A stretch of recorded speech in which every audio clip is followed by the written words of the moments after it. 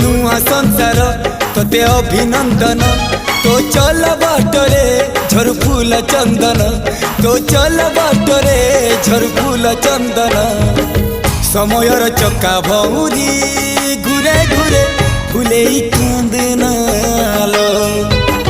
चढ़ीबु तू फूल सवारी धीरे धीरे फूले कांदनालो बाहादर सुख परा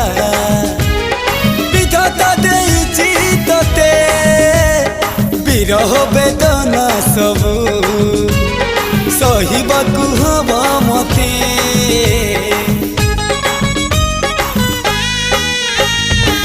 सिंथी तो रहेला सिंदूरी धारे धारे फूले कांदनालो